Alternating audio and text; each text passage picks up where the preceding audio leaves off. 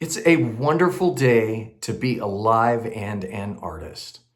My name is Matt with the Hat, and today we're going to go forward in our Artist Way series, and we're going to talk about using our emotions to create art. Now, in the past, we've been talking about positivity and going against our blurts and all of these different things. And today I'm going to talk about something that has happened to me recently in which I've been able to, it's my favorite word right now, my partner makes fun of me, is to transmogrify the experience that's going on within and to make art. So I've been painting a lot. It's been this recent hobby, I guess, that has come over me. And one day I was mad at the world. I don't even remember what it was about, to be honest with you. This was a couple months ago. And I was mad at the world. And we had this big mural painting in our kitchen. And I didn't have a canvas. But my partner hated the original painting. It wasn't an original painting. It was something that we had bought at a garage sale. My partner hated the original painting and wasn't crazy about it.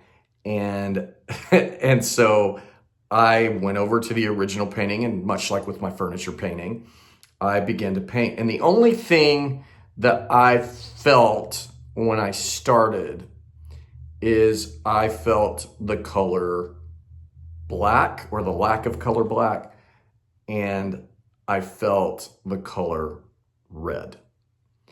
And I start painting it, and I mean, I was flinging that paint. When I was painting it, like X's, and I was exploring, and I was letting go of this anger, right? And as I'm letting it go, and as I'm feeling it, I painted. I want to say I painted on that thing for 3 or 4 days, and I'm not talking about like I was doing 15 minutes for 3 or 4 days. I think I was painting for 3 or 4 days, and like all my free time, I'd wake up and then I'd paint. And as I'm going, new feelings start to emerge, and suddenly the color pink starts to replace red. Suddenly blues start to come in, and yellows, and I had to go to the dollar store where they had this glittery stuff going on, and it created this different painting. And I'm painting it, and it turned into something that for me is very beautiful. And for me, when I see it, I see that was a moment that I let out my feelings. That is a moment that I created beauty from something ugly that happened. People talk often about positive and negative emotions, and they'll say anger is a negative emotion, fear is a negative emotion, like Star Wars, fear is a path to the dark side, or whatever. And what I have learned within my own process is that those emotions, I'm talking about anger specifically here, those emotions create fuel. And as you create the art, you expel those emotions, and I both expel the emotions, and I'm able to overcome those emotions. I'm able to get to the other side and get to a place of hope. I'll also say I've been in the exact opposite, where I've been in a place of joy when I start a painting, and I've needed to have the darkness to create that yin yang feeling, the balance of it. And so what I would say to all of you artists who are aspiring, who are beginners, who are doing things for the first time, is I would say, don't be afraid of your emotions. Embrace them. They're beautiful. They're magnificent. If you have grief, it's magnificent. Paint it. onto a canvas, act it in a role, create a movie about it. You have everything you need within your soul to create something that is unique to you. And I just want to encourage you, put that fear somewhere, let it out, express it, because there are a lot of people that the art of transformation is needed. And your transformation of going through those emotions and getting to the other side, that is going to be a light in their darkness. Or it's going to validate their feelings. It's going to say, hey, I've felt that darkness before. You see me. And by seeing me, you may save someone's life. Yeah. I'll give you one more example of anger.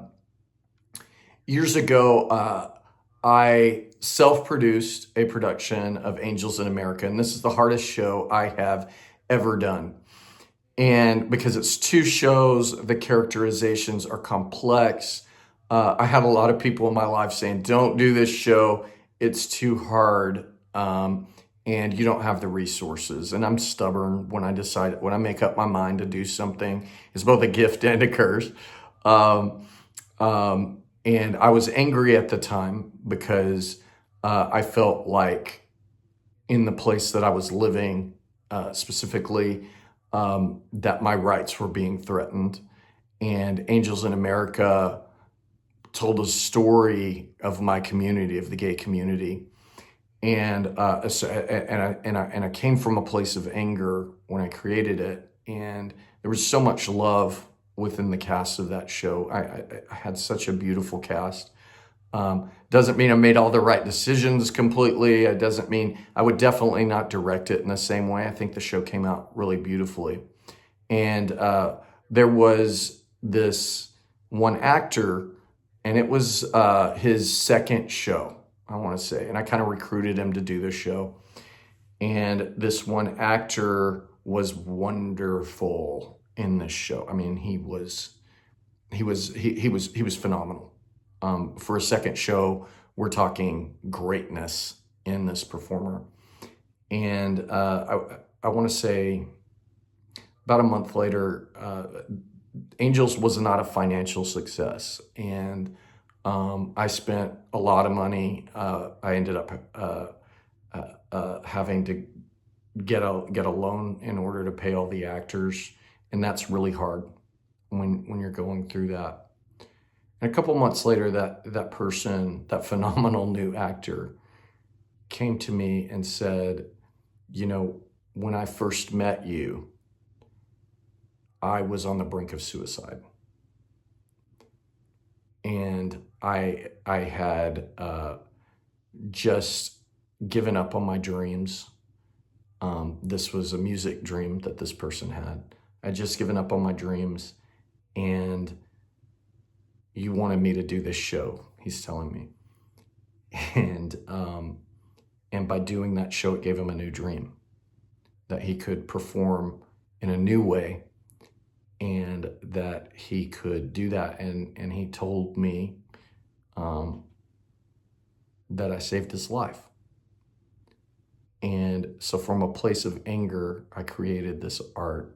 I put a lot of love into it. I love my cast. I always love my cast. And through that show that in many regards was a failure on a financial end saved my friend's life. I adore this actor. This actor is now a working professional, has been in TV shows, has been in movies, all of this kind of stuff. And I collaborate with this person fairly often. And he used those emotions when we did Angels in America. He was dealing with depression. I had no idea. I would have never have expected it. And he used that depression to create this role, the feeling of helplessness, the feeling of all the things he was going through. And again, he transmogrified that. He transformed it into something very special and something very, very beautiful. So I just want to encourage you to go after your art, put your feelings somewhere, express them, feel them. And as you keep doing that, you are going to see that art move you. You are performing for an audience of one, and that audience is you. Okay? And you were painting for an audience of one. You were writing music for an audience of one, and that artist is you. That audience is you. And see what happens as it transforms. See what happens. Your anger is okay, your fear is okay, your shame is okay. All of these things are okay because in the end, it's creating beauty, it's creating truth, and it's raising questions. It's telling stories that are going to help people. And the arts heal the world. And I just want to say, help heal the world with your art. Help heal the world with your art. I hope that this helps you, because that's why I'm doing this. You are amazing. You are beautiful. I just can't wait to see your art. I can't wait to hear your art. I love you, and have a beautiful day.